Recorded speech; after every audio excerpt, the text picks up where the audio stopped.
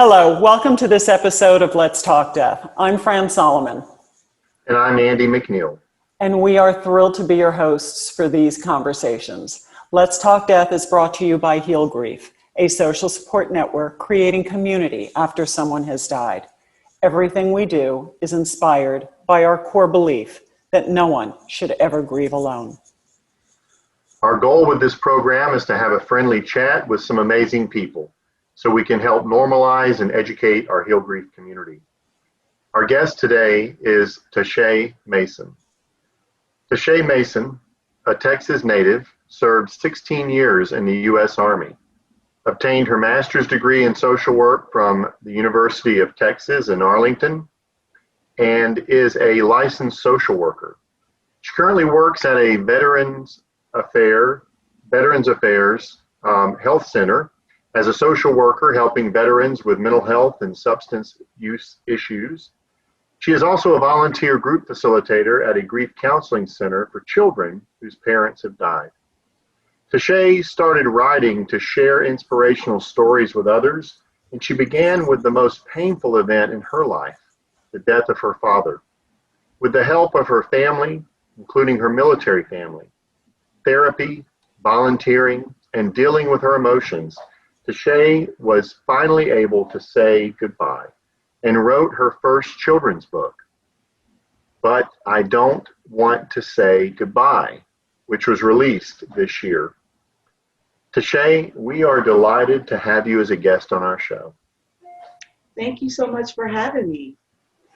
So, Tashay, let me ask you, before we go into your lifelong journey to your book, I'd like to take you back to when you were that 9-year-old little girl and your father died. Can you share with our audience your experience on that? Absolutely. I remember we were living in Arkansas at the time, and it was a school day. And I remember coming home from school, and my mom told me she wanted to speak with me. And she had this look on her face, and initially I was wondering, did I do something wrong at school? Did I get in trouble? And then I looked at her face a little bit more and realized something was wrong. And she sat me on the couch, and that's when she told me that my father had died. And he died in a car accident. And there was just so much hurt, confusion, anger, all wrapped up. And part of that time, there are some things I don't remember that my mom helped me fill in the blanks on. But I do remember, I remember the funeral. I remember seeing his body in a casket. It still didn't feel real to me. I remember going to the gravesite. But interestingly, my mom said there was a wake. I don't even remember the wake. And she said I went down to view the body for a very long time. And to this very day, it's like I have no memory of that. And growing up, you know, as the years went on, trying to not deal with my emotions was what I, really focused on, because I didn't want to talk about how I felt. I dealt with it internally, even though my mom was very, very supportive of, hey, look, let's talk about it. Let's get it out. I can see it's bothering you. I didn't want to feel anything other than being happy. So if it wasn't about being happy, I didn't want to deal with it. And so in school, I was very focused. I was focused on my studies. I was focused on the activities that I was in. And I began to act out in different ways, but it was more of having an attitude. I didn't do anything like sneak out the house or anything like that, but it was just the way I responded to people. And my mom, she noticed it, and she wanted to continue to talk about it. And even as an adult, I was trying my best to avoid having deep relationships with people, because I would always think about what would happen if I invested in that relationship. There were times that I would think about my mom, and I come from a blended family because my dad was married to my stepmom at the time. So I'm the oldest of 4 girls. So What about my sisters? What about my mom? What about my stepmom? What about my grandparents? So all these different thoughts of what if they go away, and where does it leave me? So as I met people over the years, I would be very sarcastic. I would, have, various attitudes if, trying to keep people away. But in doing that, some of them saw right through it, and I connected with them on a deeper level that I would have never thought about connecting before. And so by the time, went through college a little bit, then went to the military, and I connected with so many people that I was trying to just, going to keep it professional, business only. But you can't do that in the military because you're around people all the time, and especially people that you work with. Right. So it finally took me, I say maybe about 5 or 10 years ago, to actually go to therapy and to deal with those emotions and to actually acknowledge those emotions and be okay being in that moment. If I want to cry, cry, and everything like that. And so also realizing I didn't like to cry in front of people. And you know what? And I used to think that that was just something I developed on my own. And my therapist was asking me, well, where did you get this from? I was like, well, I think maybe because my dad died and I want to express it. And she said, well, no, it may be a little deeper than that. Well, the interesting thing was my mom and I had a conversation after I wrote the book. And she asked me, she said, you never saw me cry, did you? And I said, no. And thinking back on it, I never saw her grieve. Even though her and my dad weren't together anymore, they were still really good friends. And I never saw that piece of her. I saw her being very strong and taking care of her family and everything. But that piece I didn't see. And I didn't think that was really significant until, talking to a therapist and then thinking about it, writing the book, and then talking to my mom about it. And I was like, wow. So that does explain some things about how I felt and how I didn't want to express in that way. Hmm. And so through therapy now, I'm still working through those emotions because for so long I've been just trying to be strong and happy and not acknowledging the other human emotions that are perfectly normal and being vulnerable. And I'm learning that it's okay to be that way. Yeah. Tashay, first of all, thank you for sharing Amazing. the story. I mean, people who watch our episodes are touched by the stories of our guests because they have their own story, and it helps them to relate. And like you said, to know that these are normal emotions. They're hard and they're challenging and all those things, but they're normal. They're just kind of how we're made and developed as human beings.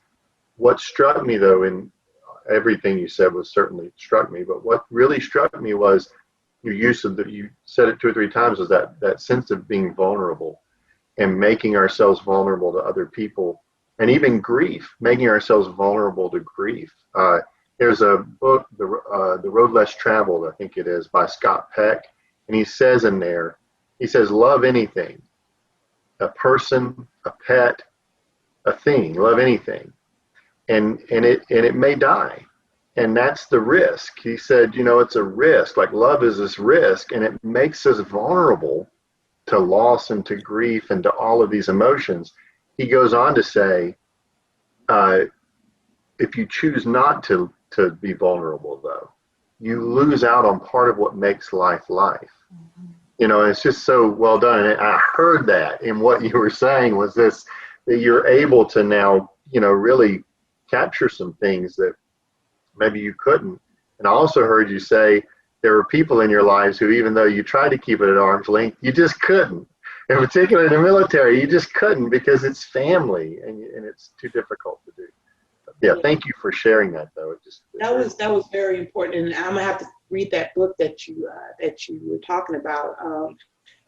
It's funny how when you look back and you kind of see where you came from and what you went through and where you are today, and you wonder, like, man, I should have got it sooner, but then it just wasn't that time. It really It wasn't. was. Yeah. And your story is part of what makes you you. Mm-hmm. You know, so I don't know, I've always been of the opinion, I don't know that there's a right or wrong way to do grief. It just is what it is. We don't have to be so quick to go in and fix something. It's a journey, and it's very much a part of our life on into our adulthood. And it's a learning to adjust to that. I remember a few years ago, I went on a business trip to Buffalo, New York, actually, which is where my dad is from. And my cousin took me to where he and my uncle lived when they were kids. It was just a plot, but I thought it was pretty cool. I went to see where he went to high school, because the last time I was in Buffalo was with him, and I was 7 years old at the time. So to be an adult, to go there, and then when I got back to the hotel, I started feeling a lot of different emotions and wondering if he was alive today, what kind of conversation would we have? What would he be doing? You know, missing all of that. Mm. And I was actually okay feeling that way. Uh, Yeah. yeah. Interesting. Wow. Yeah. So Thank- I wanna go to your book. Tell us more about your book, but I don't want to say goodbye. So the idea came over a year ago. I wanted to write children's books, but I wasn't sure exactly which direction I wanted to go into. And then the idea popped up about me writing about a little girl processing her grief over the death of her father. When the idea first came up, I was like, I don't know if I really want to do this because it's touching on something that I'm not sure I'm fully there yet. But So maybe that was the reason right, that book came to mind as the first book to write about. You were toying with your own. I totally agree, because afterwards, after about a year, the idea kept nagging at me. And yes, and that's what it was, because I was like, okay, this idea is not going away. So how am I going to write this? So I thought about how I wanted to structure it, and I knew I didn't want to use a traditional funeral. I remember how I felt with seeing my dad's body, even though there's absolutely nothing wrong with traditional funerals, but I remember how I felt and wanted to see if I wanted to kind of go in a different direction of how the service was going to go. So about 5 or 10 years ago, I was watching, I think, the Travel Channel or Arts and Entertainment. It was one of those channels. And I remember I was hearing about Sarasota, Florida, which is one of the places I was living when I was in the Army. And I said, oh, Sarasota, what are they talking about on Sarasota? And then they talked about the Eternal Reefs organization and seeing how they did the living memorials. And I was like, and at the time I was like, oh, that's pretty cool. So then when I thought about how I wanted to structure the book, I said, what was the name of that organization that I saw so many years ago? Let me try to find it. Let me Google it. And found the organization, and I was like, this is what I wanted to use.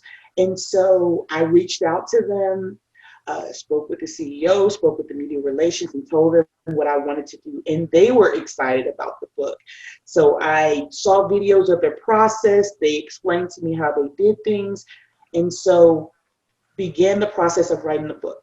And the first thing I did before I wrote anything on the book, I wrote down all my emotions, how I felt about losing my dad. And there was no order to it at all. I just wrote all these words and filled up the page. And then I folded it, and then I put it away. And then I started to write.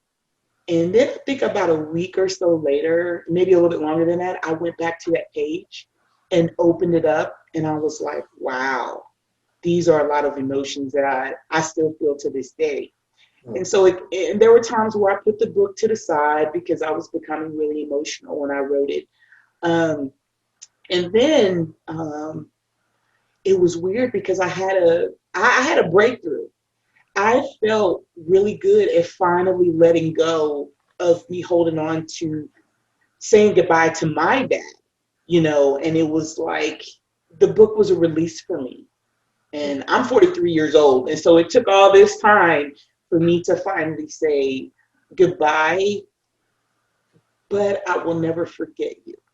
And I'm really big on pictures. So I have pictures of him. I have pictures of us, and everything. And interestingly enough, last year, 2020, was the first year in a long time that I actually enjoyed Christmas because he died December 12th, 1986. Wow. So for a while, I would, put on a front and say, yeah, okay, Christmas, da da da da. But I really didn't want to celebrate it. I wanted just to be a different day.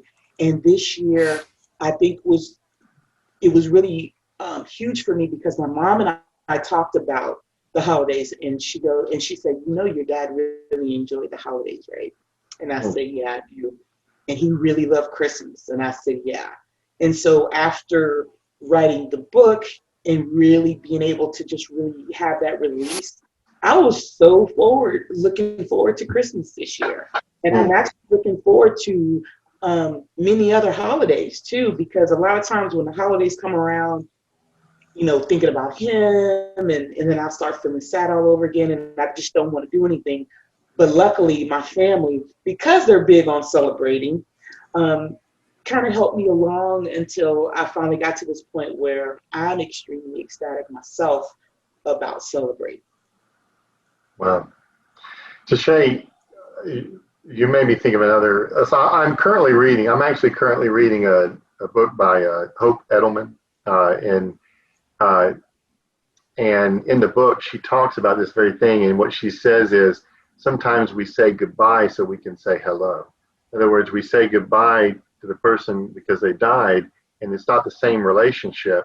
But that way we can then say hello to the new relationship we have with them, with our memories of them, and with our, because it's a different kind of connectedness and different existence. But anyway, I thought just to hear you say that it's like, I don't want to say goodbye. There are some things we have to say goodbye to, but then now you got to, actually be present at Christmas, right? It's like you got this gift by being able to do that. Yeah.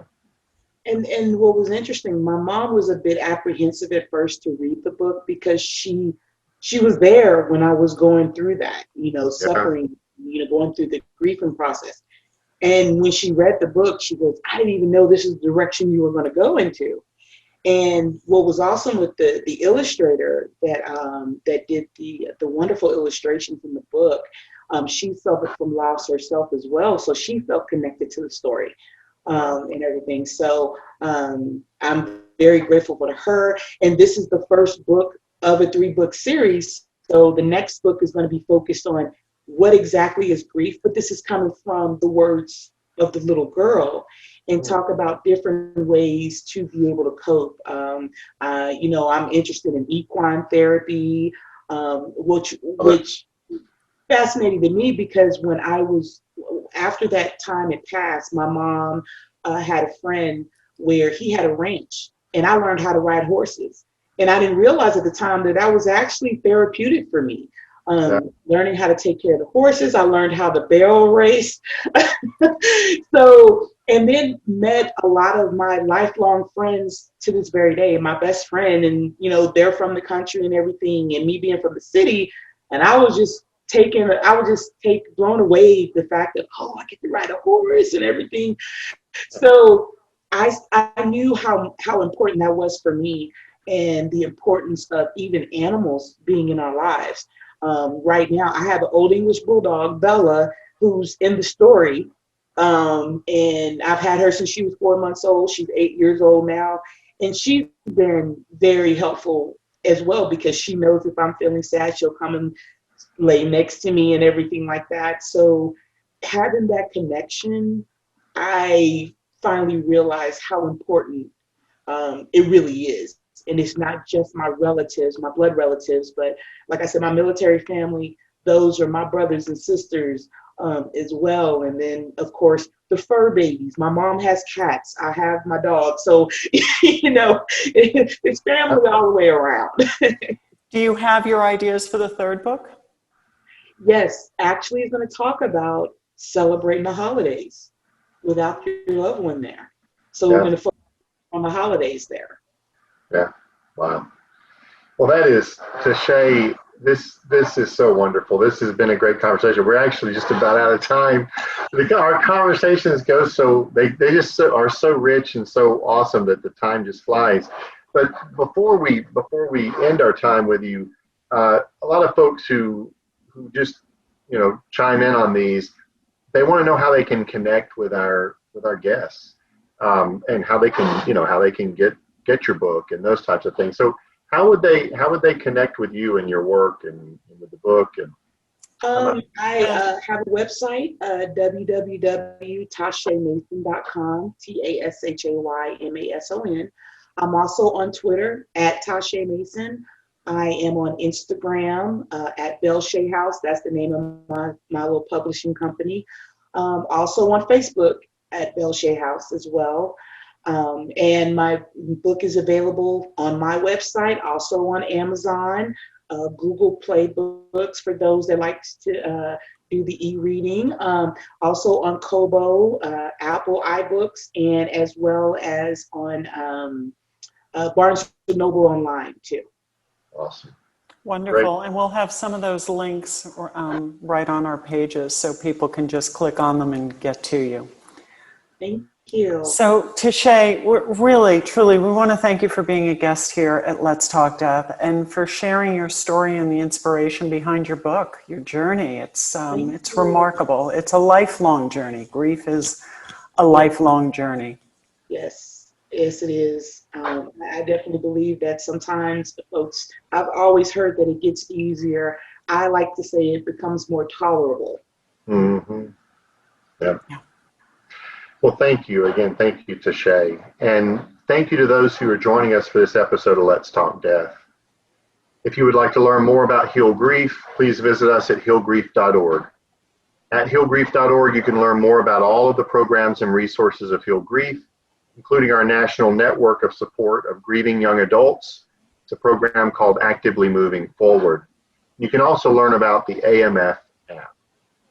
If you are bereaved, join our AMF app, where adults of all ages connect with others who are experiencing a similar death loss. And last, make sure to sign up at healgrief.org to receive our newsletter and links to future episodes of Let's Talk Death. So with that, again, thank you for joining us, and we'll see you next time on Let's Talk Death.